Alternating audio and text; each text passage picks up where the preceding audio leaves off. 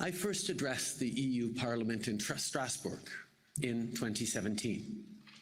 It was the first time a Canadian Prime Minister addressed your Parliament. Back then, this Parliament saw me as someone new on the world stage. We got to work, tackling progressive issues, building the things that we thought mattered. We could see that something was lurking off on the horizon, something shadowy, something that was threatening. We didn't look close enough.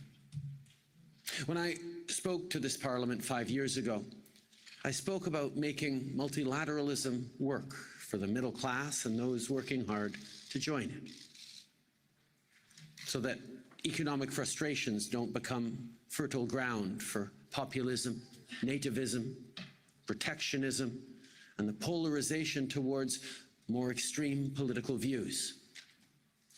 Well, today, we are staring these forces in the face as they threaten the peace, justice, truth, democracy, and stability of our world. And we have a choice about what we do next. Since 2017, the world has changed a lot. A global pandemic has taken the lives of over 6 million people and disrupted the lives of everyone else. A global recession saw millions lose their jobs, with many economies still struggling to bounce back.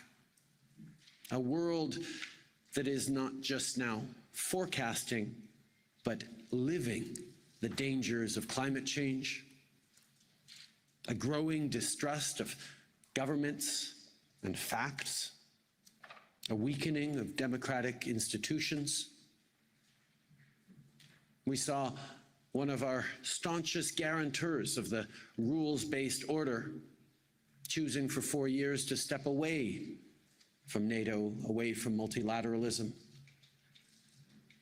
And now, Putin's criminal invasion of a sovereign, independent, democratic Ukraine. People have a real and deep sense of uncertainty about what the future holds. These are anxious times, and people are looking for leadership and solutions.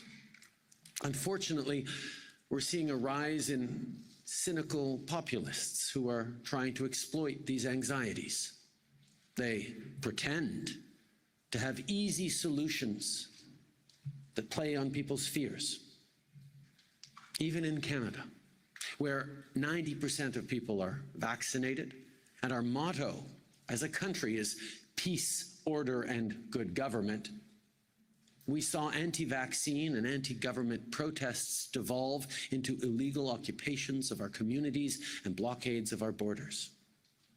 The leaders of those convoys were effective in turning citizens with real anxieties against the system best suited to allay those concerns.